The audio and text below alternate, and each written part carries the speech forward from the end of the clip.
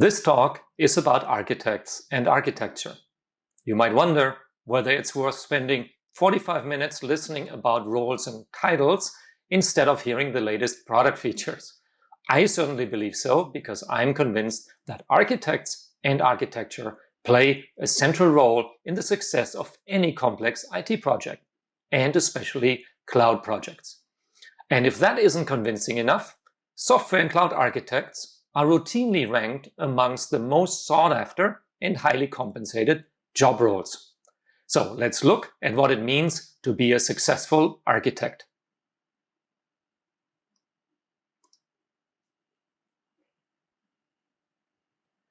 We talk a lot about modern application and system architectures. In fact, most of re:Invent covers modern architectures. But I believe it's time to not just upgrade our architectures, we also need to upgrade our definition of what it means to be an architect. And I can give you a hint, it's not about drawing UML diagrams or setting coding standards. As always at Amazon, we like to work backwards. So we should think first about the value that a modern architect provides. So which architect is most valuable? I have carried the title of Chief Architect in a major financial services institution. Now, did that make me the most valuable architect? Or perhaps it should be the architect who knows the most design patterns, or the one who has the most certifications, or the one who is hands-on with the development teams. Now, I'm convinced that in our modern world, the most valuable architects are the ones who are not the ones who carry a specific title or have specific certifications. Instead, it's those who can connect the most levels of the organization. Large organizations, and many not so large ones, have many different layers, and too often they're disconnected. So the organization is playing some sort of telephone game where the folks setting the business strategy up in the penthouse have little idea about the technology and vice versa.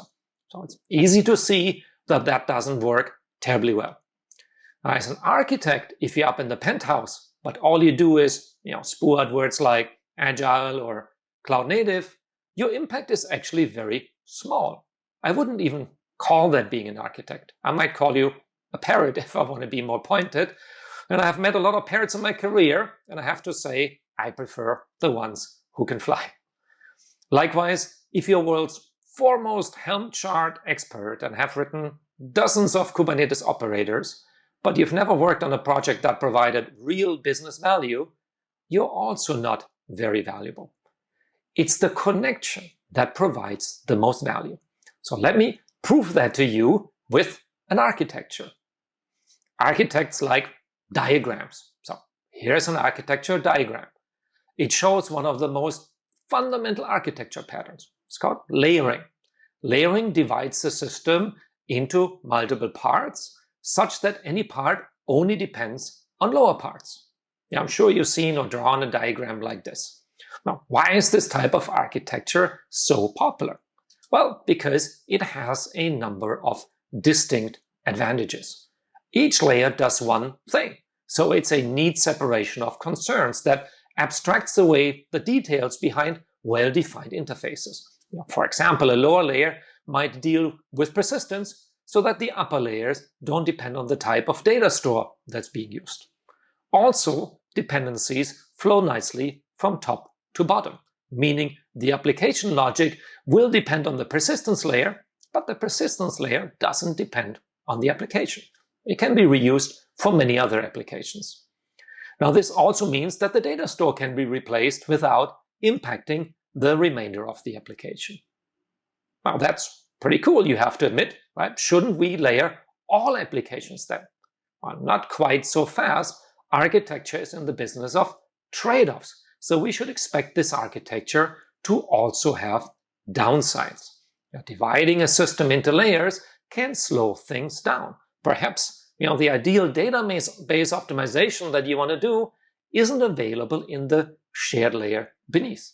And connecting the layers also carries overhead, especially if you're using a text-based data format like JSON or perhaps XML. And if you have many layers, managing all the layers can become tedious and lead to teams optimizing their own layer, but forgetting the end-to-end flow. And lastly, we have all seen how a simple change in the UI layer requires an update in the backend for front-end layer, the application logic layer, the API layer, the persistence layer, and in the data store schema. So such change propagation also slows you down. And slowing down is not a good thing. Now you might wonder, what does this have to do with the value that architects bring to an organization? Well, actually quite a lot. All the benefits and liabilities listed here don't just apply to technical systems. They also apply to organizations. Departments use well-defined interfaces, but are also prone to optimizing locally, right? They make you take a number and fill out endless forms. Or making a change requires you to coordinate across 20 different teams. On the upshot, replaceability can be a major benefit. We call this outsourcing. So what we are realizing is that architectural thinking applies equally well to technical and organizational systems. And that means that you as technical architects understand a lot more about organizational design than you might have realized. And that's perfect, because you can't be a successful architect these days without also influencing the organization. And because that's such a critical insight, let's dig a little deeper. What do the properties on the left and on the right have in common when compared with each other? As you will see, architects are expected to see things that not everybody else sees. So if you look carefully, you will find the properties on the left are largely structural. We talk about interfaces and abstraction. In contrast, the downsides on the right, they're largely behavioral. We talk about latency and change propagation. So that gives us as architects a hint as to when layering is beneficial and when it can become a hindrance. If the rate of change is slow or changes are local, then layering works well. When the rate of change increases or we're dealing with systemic changes, then it becomes a hindrance. Now, large organizations are divided into many layers, right? From strategic planning to finance, accounting, payroll, manufacturing, and facility services. And that used to work well for them when the business environment was stable. These days, we talk a lot about digital disruption and transformation. The environment keeps changing faster, and all those layers are now becoming a hindrance. But it's not easy to take layers out. That's why you need folks to connect the layers, and architects are best suited to do that. I call this riding the architect elevator. Instead of walking from floor to floor, you provide a fast connection between the levels. And in fact, I've written a whole book that teaches you how to ride this architect elevator from the engine room to the penthouse and back. And this describes how architects provide value at the different layers and manage to connect them. Starting from the top, architects need to make sure that business and IT strategy are connected. If the two tunnels don't meet, nothing else will really help you. Second, you'll never be in an ideal state. Architects are also expected to affect change. Complexity is your biggest enemy. You will need to minimize and tackle it. You do that by explaining and demystifying. Don't make things more complicated than they already are. Now, down in the engine room, there's a ton of technical topics like building resilient and scalable systems, agile delivery, automation, and much more. But there's hundreds of other sessions on those topics, so I'll only focus on the top half. There's one question, though, that I often do get from aspiring architects when I show the idea of the architect elevator. And that is, will the folks up in the penthouse welcome me? And the answer is very simple. Yes, they will. People who can translate the technical details into meaningful insights for the penthouse, without dumbing things down, are extremely rare and highly sought after. If anything, your biggest problem might be that the folks in the penthouse don't want to let you get back down into the engine room. So let's have a look at how you can write this architect elevator. To me, architect is not something that's written on your business card. Rather, it's really a way of thinking. And the first thing that comes to mind when we consider what architects do are diagrams. We could draw diagrams, and that's good because diagrams are abstractions, and they're the best tools we have to manage the complexity we inherently face. Now, when we think about the diagrams that architects draw, we usually think about boxes and lines, like the typical system kind of architectures. However, if we compare this with real-life architects, with famous architects who design buildings, they do not draw blueprints. Rather, they make sketches. This is a sketch from Oscar Niemeyer, one of my favorite architects, who designed these buildings in the city of Brasilia in Brazil. Now, this is not a blueprint. There's a lot of detail that's missing. But most importantly, it captures the essence. It expresses what the essential structure and property of the system is going to be. And it incorporates the major decisions and the context in which the system is going to be built. And if you're wondering whether this napkin sketch matches reality, you can be assured that the real building matches the essence of this architecture. There are a lot of details to be filled in, a lot of blueprints to be drawn, but the core decisions and the core system image, so to speak, follow this sketch of the architect. So first learning about how architects think is that architects don't draw blueprints, they sketch. The second part of being an architect is to see more dimensions. You've surely been in situations where people argue back and forth between, are you going to do X or are you going to do Y? Should our code run in a container? Should we make it serverless? Do I need an API gateway? Do I need a service mesh? Do I need a document database? Or do I need a graph database? And people can go back and forth for a very, very long time because they both believe they are right. And it's just like in this picture where one person is very, very sure that they see a circle, while the other person is equally sure that they see a rectangle. As architects, our job is to see more dimensions, to see the problems from different points of view and show that both are right. They just need to look at things from their respective point of view.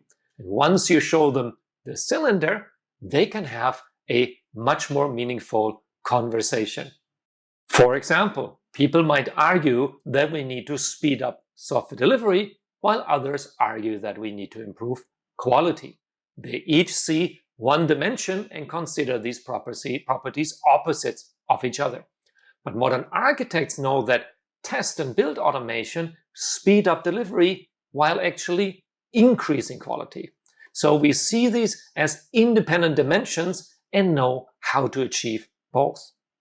Now, this is the second major part of thinking like an architect. We do stand to see more dimensions.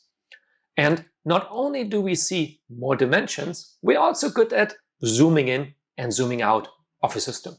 And this isn't like a camera lens where you zoom in and you see the same thing just a little bit bigger. It's much more like this Mandelbrot set, where if you zoom in, you will see very different things. Our world is also fractal. Right? It covers things from business architecture and business strategy to high-level architecture, and then you go deep down into the engine room to make sure you have the right number of spaces in your YAML file. And all those different levels of zooming in and zooming out look very, very different. So when we talk about what it means to be an architect, you can see that it's a way of thinking. It's about sketching to express the essence of something. That is about seeing more dimensions to allow folks to have more meaningful discussions. And it's about zooming in and zooming out to see different things. Now that we understand what goes on in an architect's head, how do we articulate the value that an architect and architecture bring? Well, most people, including myself, will say that if your system is still running, If it's still running well after several years and continues to absorb change, then it likely has a good architecture and perhaps a good architect behind it. But there should be a better metric for the value of architecture than hindsight, we would think. Now, I have found that you can express the value of architects with this simple formula. Well, actually, you don't need to understand the formula. The gentleman Fisher Black and Myron Scholes, got a Nobel Prize in economics for this one, which is known as the Black-Scholes formula of options pricing. What you do need to understand, though, is how architects provide options and why these options are valuable. Options are a way to defer decisions. In financial markets, these options usually entitle you to purchase a share of stock at a given date, for example, in 1 year, for a set price, let's say $100. Now, the great thing about having such an option is that in 1 year, the decision whether to use that option becomes trivial, right? If the stock trades at more than $100, you use your option to buy at 100 and you have money in the bank. If the stock trades at below 100, well, you don't use the option. It's optional after all. So options defer a decision into the future. It's almost like time travel. In the future, you'll be smarter than today and you can make better decisions. So it's not surprising that these options have a value. And Black and Scholes have calculated that value. That's what this formula is actually about. Now, as architects, we can also create options to defer decisions. And that's how we provide value. Let's look at a simple example of how this works in modern architectures. In classic IT, hardware sizing is one of the most depressing activities. Right? You have an application and you need to estimate how much hardware is needed to run this application well. Now, the reason it's depressing is because it leads to only one of two possible outcomes. You either end up with too much hardware and waste money, or too little hardware and you end up with a poorly performing application. Now, as cloud architects, we know a great option that we can provide. It's called a scale-out architecture coupled with an elastic infrastructure. Now, you have the option to add compute resources once you see the actual application performance. And you can easily see that this option has made the decision much simpler and allows you to make a better decision. Well, and you can further increase the value of this option if you break your application into even smaller pieces so you can scale individual components. Right? That'll be an even better option. Yeah. Of course, that's exactly what a serverless architecture allows you to do. Now, those are fantastic options to have. They defer a decision about hardware sizing until you have more information, like the load of your application. And as a result, you can make a much better decision. Now, you might have noticed that I said architects sell options. I didn't say they're giving them away. Sometimes architects believe that teams should use all their great ideas, meaning their options, but they forget that those options also have a cost. And that cost comes in three main forms. First, implementing the option requires some work, right? For example, you need to decompose the application, wrap it into a container, automate deployment to spool up new instances. Second, the options tend to make your architecture slightly more complex, right? Scaling out requires you to have a load balancer, and you have to manage and replicate state as well. No one is ever looking for more complexity, so this is an important cost to consider. And last, options can lead to underutilization. For example, if you want to have the option to run your application in many different environments, you might hesitate to use all the services provided by one environment. And that might lead to an application that doesn't perform as well or one that takes longer to build. In either case, that's a very real cost. So architects are in the business of trade-offs. So we consider both the value of an option and its cost. So when is it worth getting this horizontal scaling options? You will find that the higher the degree of uncertainty, the more valuable deferring a decision becomes. That's intuitive, because if nothing ever changes, making the decision today is just as good as making it tomorrow. But if you're building a mobile application that might have 100 users or 100,000 users, this scaling option becomes highly valuable. So we find that architecture provides more value in uncertain times. And we live in uncertain times, so architecture becomes more valuable. Now we know another popular method that also starts with A, and that's called agile methods. And oddly, architecture is sometimes seen as in conflict with being agile. Right? You might have heard people say, oh, we don't need much architecture because we're agile. Now, interestingly, agile methods also thrive on uncertainty. If you know everything up front, you don't need to be agile. Right? We just write it all down and you code it out. So when you as an architect meet somebody who prefers agile methods, you can say, since you're agile, I'm guessing that you have to deal with uncertainty. And that's exactly what architecture options do too. So when being agile, you should invest in more architecture. Now that we understand how architects think and how they provide value with options, it's time to get on the elevator. After all, we have some connections to make. We need to connect the levels. We'll start on the top in the corporate penthouse. And up in the penthouse is usually a CIO, a Chief Information Officer.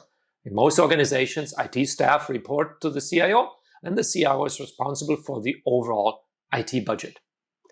But who does a CIO report to? Right? That's actually a very good question.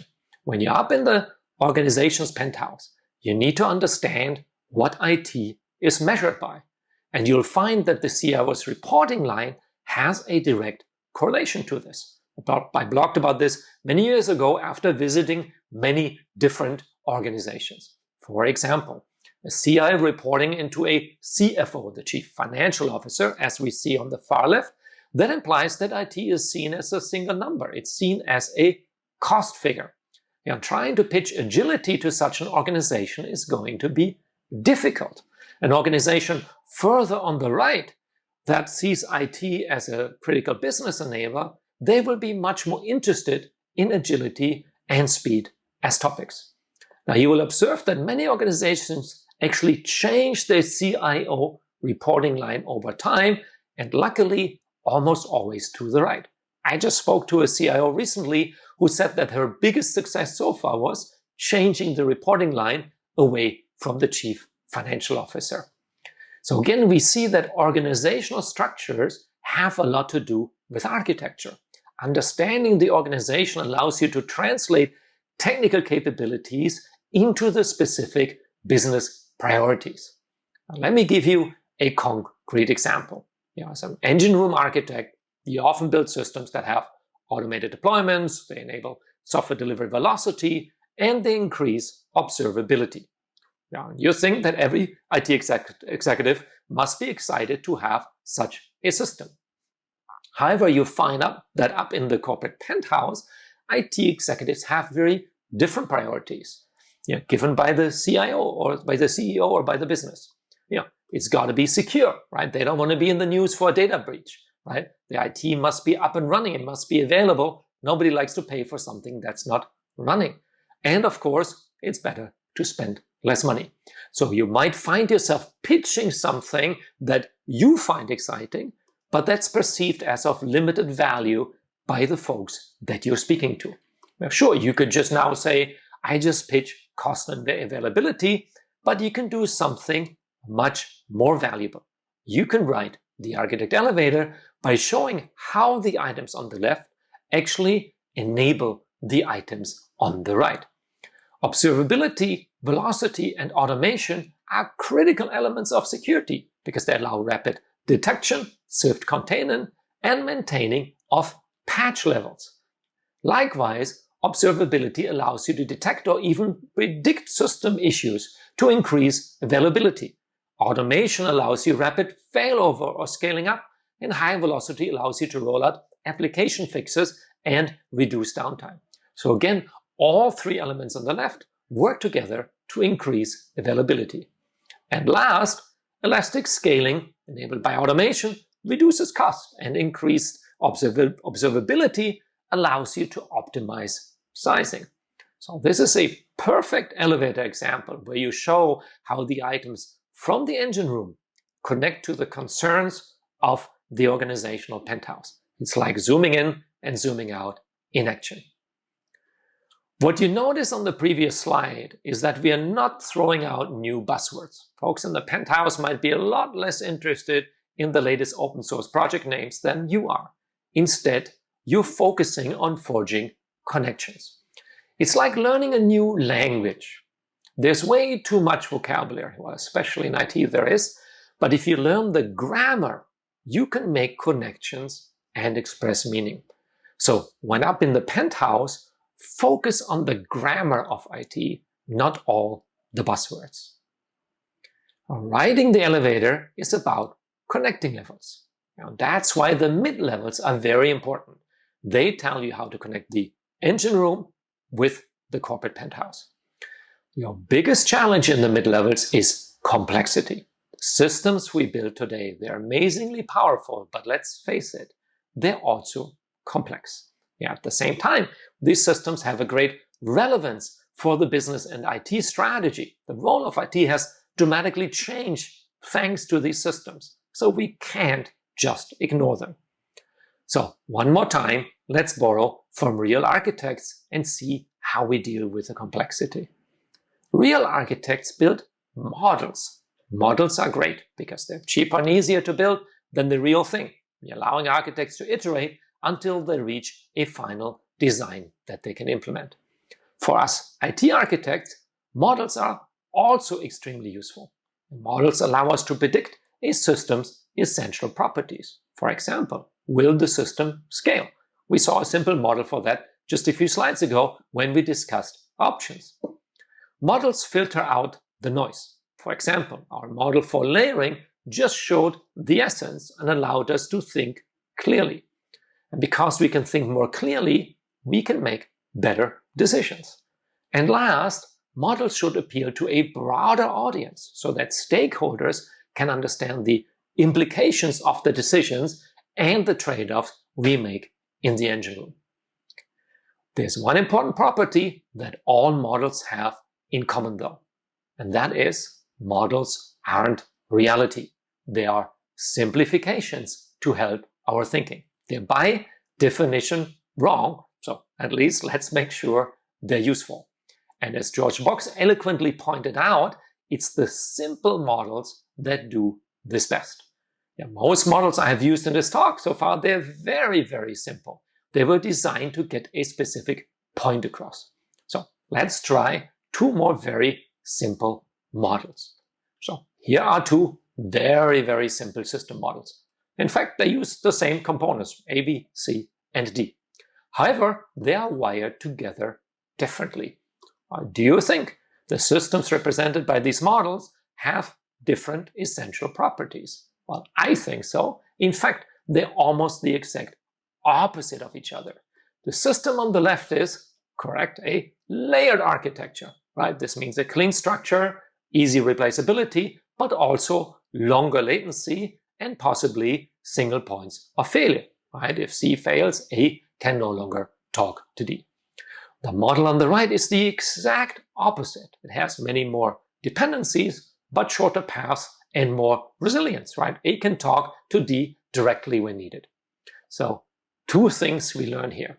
Less is really more. You can express more with simple models. All the irrelevant aspects like programming languages and data types and whatnot are omitted so we can focus on the essence.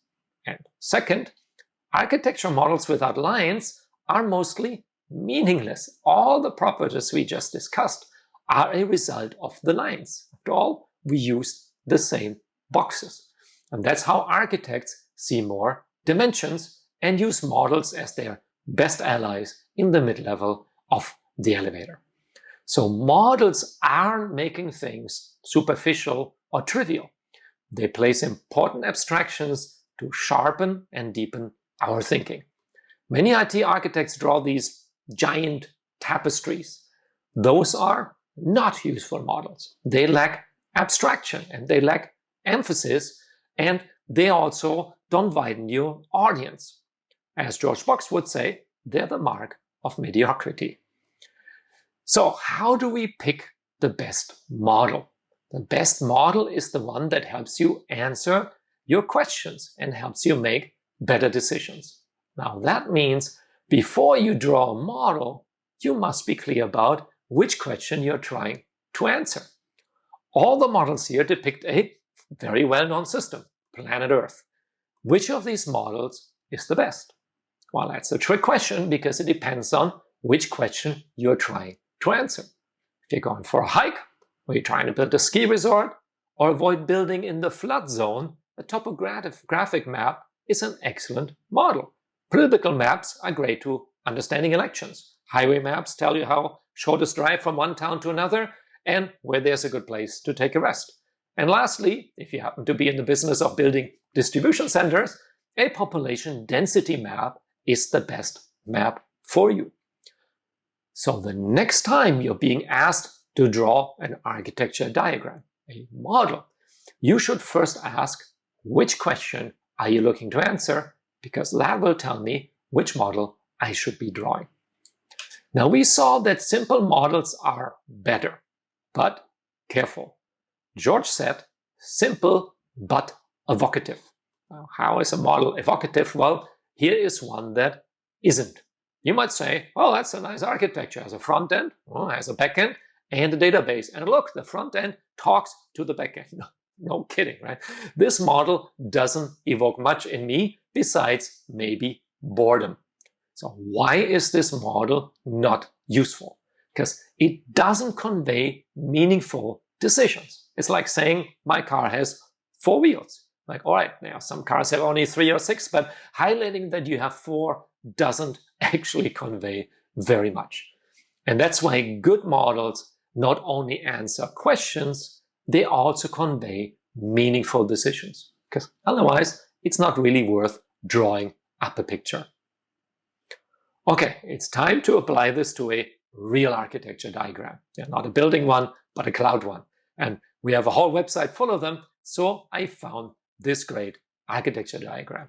And actually, I think Corey Quinn had already picked on this one before, but to the author's defense, I have to highlight that this is the third architecture diagram in a paper showing the high-end option of hosting WordPress, the most scalable and resilient option. Now, there are probably a lot of questions that this diagram answers, but it also seems to struggle a bit to be simple and evocative, right? The 9 footnotes in the picture might give you a hint.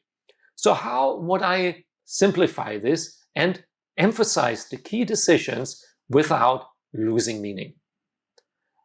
I can see 3 major decisions in this model. The first important decisions I see is the split between static and dynamic content. And that's a very sensible choice and one that we should make very apparent in our model. The second fundamental decision is to split the dynamic part across 2 availability zones.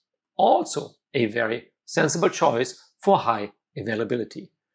And last, we extract the state into a replicated database and a shared file system so that we can auto-scale our compute instances because they're stateless. Now, not having spelled out the questions that this model is looking to answer, it's a safe bet that we're interested in system availability and scalability. Right? And scalability is just is really just a special case of availability under load. Now, one part is missing from this picture, though. It doesn't show the AWS services being used. Product selection is important, but it should follow your critical architecture decisions. So let's add them in.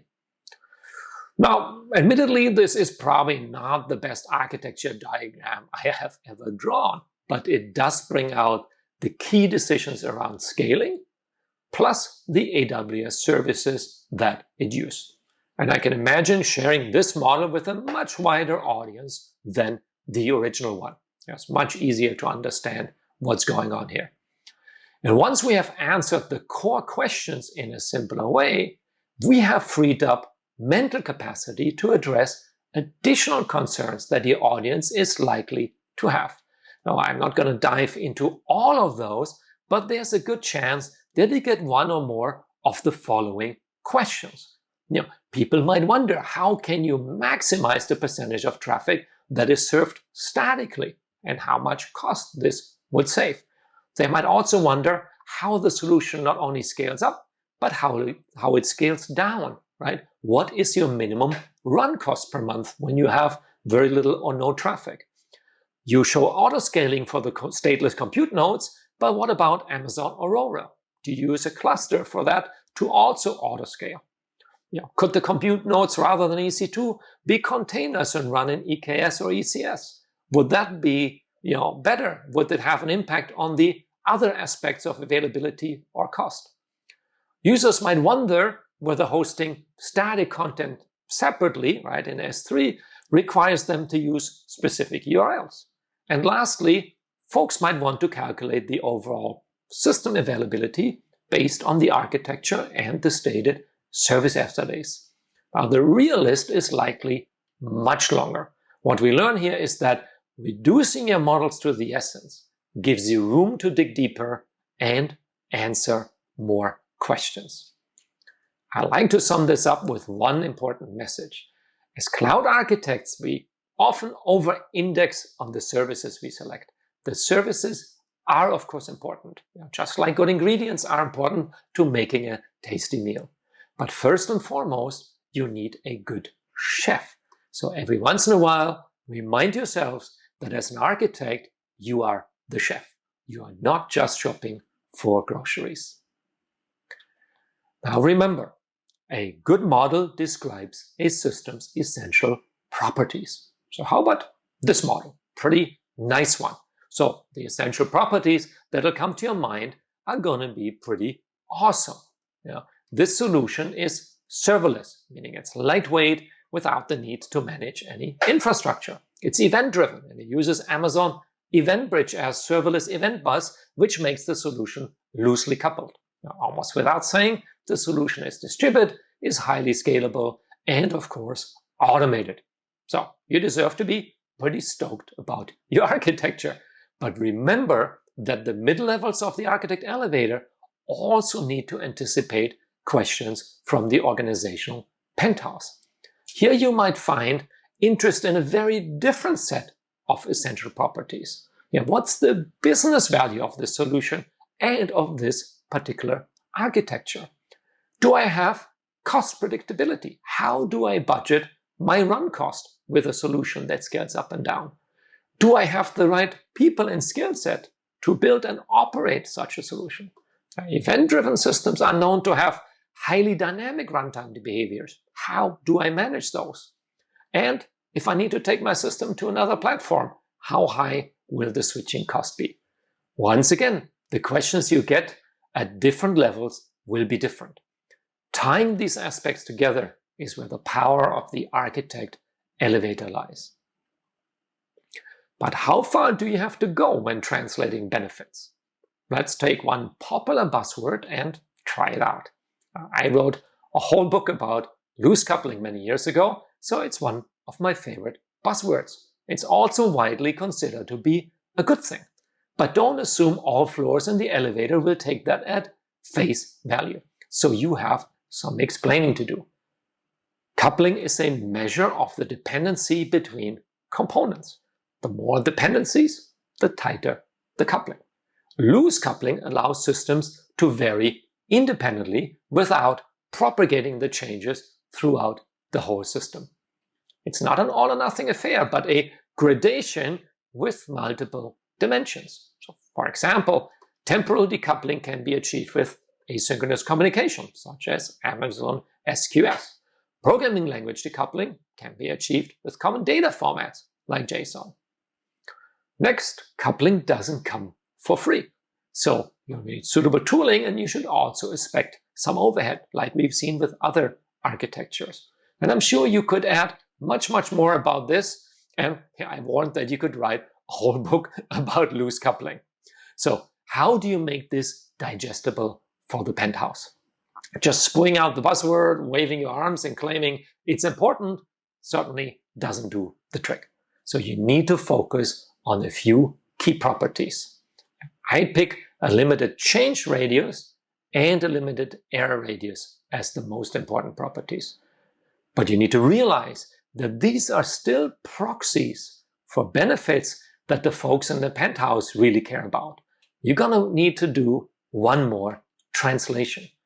The limited change radius affords you a higher rate of change, and the limited error radius makes your system more tolerant to failure, meaning it degrades more gracefully. It's like a limp home mode on some cars.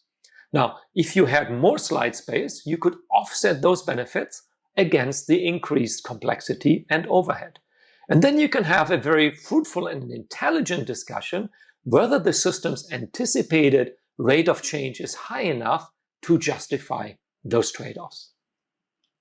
We have seen that by translating the buzzword, you can get into a much deeper discussion with your audience. Most importantly, you made your audience part of the thought process. Spewing out buzzwords not only makes you look dumb, it also makes your audience dislike you because it shuts them out from taking part in the thought process. Don't do that to the folks in the penthouse. All right, now you're armed with the best models and the best metaphors to bring architecture thinking to the penthouse. But unfortunately, that's not quite enough. It cannot be boring. Luckily, you're not the first person to try to persuade an audience, so you can fall back on one more model, and this time one that's about 2,400 years old, from Aristotle. Your audience will view your presentation or any talk you give from 3 different lenses. They will hear your logical arguments, that's logos. They will consider your authority and trustworthiness, that's your ethos. And they will consider the emotions you invoke. We call that pathos. Now, the problem with most technical presentations is that the logos bubble is way too big. And that's understandable. We come from the engine room, but it cannot be 90% logos and 5% ethos and pathos. Your audience isn't a compiler. Well, luckily, there are several simple techniques to improve the balance. Stating your experience and affiliation boosts your ethos, your credibility. So does citing external sources. Well, Gregor said that loose coupling has a cost. Now you have help in making your argument. When it comes to emotions, my main advice is don't fall back to fear all the time. If we aren't serverless by tomorrow, we will be extinct. Now, that might be somewhat true, but as humans, we have many more fruitful emotions like anticipation, surprise, joy, pride. So anecdotes and metaphors are great ways to stir such positive emotions. I have one last piece of advice that I used to become a better presenter. And this time, it's not about building architects. Instead, it's about DJs. No one captures their audience like a good DJ. And you know what? Most of the time, you know the content already, but you're still mesmerized by the live performance. Right? You want to see the smooth transitions, the build-ups. And the secret to success is that a DJ reads the audience. A DJ works off prepared segments, but a DJ will improvise and fine-tune based on how the audience reacts. Now, if you're able to work this into your technical presentations, the penthouse is yours. Now, I hope you enjoyed this short ride in the Architect Elevator. Now you understand how architects think, you have a clever way of articulating the value of architecture, you know how to read org charts, build evocative models, translate technical properties into benefits, and deliver it like a DJ. Well, there's a ton more to say, so I invite you to check out my book and the website or to connect with me online. For now, it's time for me to yield the stage to all you architect superstars. I already pushed the button to the top floor for you. Thank you very much.